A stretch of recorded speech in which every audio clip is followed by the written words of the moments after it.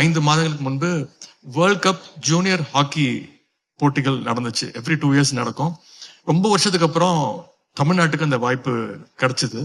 அப்போ வந்து அவங்க வந்து 2 வென்யூ வேணும் அப்படின்னு கேட்டாங்க. ஒன்னு வந்து சென்னையில நடத்தணும்னு முடிவு எடுத்தோம். இன்னொன்னு வந்து எங்க நடத்தலாம் அப்படிங்கும்போது கோயம்புத்தூர்ல நடத்தலாம் அப்படின்னு அவங்க முடிவு எடுத்தாங்க. அப்ப நான் சொன்னேன், இல்ல கோயம்புத்தூர் வேணாம், டவுன் சவுத்துல இன்னும் நிறைய ஹாக்கி பிளேயர்ஸ் இருக்காங்க, அவங்களுக்கு ஒரு எக்ஸ்பீரியன்ஸ் கிடைக்கணும் அப்படின்னு சொல்லிட்டு நாங்க வந்து மதுரையில் நடத்தினோம். ஆனா மதுரையில் அதுக்கான ஃபெசிலிட்டியே கிடையாது. அங்க ஒரு ஹாக்கி ஸ்டேடியமே இல்லை. உடனே முதலமைச்சர்கிட்ட சொல்லி அதற்கான நிதியை பெற்று 4 மாதங்கள்ல ஒரு இன்டர்நேஷனல் லெவல்ல சர்வதேச போட்டிகள் நடத்துறதுக்கு தகுதியான ஒரு ஹாக்கி ஸ்டேடியத்தை மதுரையில இப்ப கட்டி முடிச்சு அங்க வந்து போட்டியும் நடத்திட்டோம்.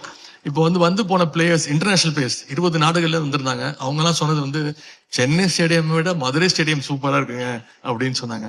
இது மாதிரி ஒரு பரந்துபட்ட ஒரு முன்னேற்றம் எல்லா இடத்துக்கும். இப்ப நம்முடைய திராவிட மாடல் அரசு சொல்றதே வந்து, முதலமைச்சர் சொல்றது எல்லோருக்கும் எல்லாம் அப்படிங்கிறது தான்.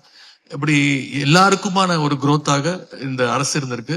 அதுல எங்களுடைய விளையாட்டுத்துறையும் தொடர்ந்து best state performing in sports அப்படின்ற விருதை வந்து தொடர்ந்து 4 வருடங்களா பெற்றிருக்கிறோம்.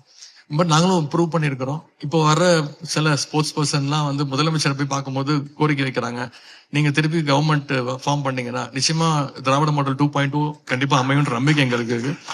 அவங்க நிறைய பேர் வைக்கிற கோரிக்கை வந்து மீண்டும் இவரே வந்து ஸ்போர்ட்ஸ் மினிஸ்டரா நீங்க அப்பாயிண்ட் பண்ணணும் அப்படின்னு கேட்கறாங்க. இது எவ்வளவு பெரிய ப்ரெஷருங்கிறது எனக்கு தான் தெரியும். ஏன்னா இதை விட இன்னும் பெட்டரா பெர்ஃபார்ம் பண்ணணும் அந்த எதிர்பார்ப்பு இருக்கு. எனவே நிச்சயம் அதற்கான டேலண்ட் வந்து தமிழ்நாட்டில் இருக்கு. எங்களோட வேலை, இந்த துறையினோட வேலை அவங்கள வந்து நர்ச்சர் பண்ணி அவங்கள வழிகாட்டுறது மட்டும்தான் அப்படின்னு. நன்றி.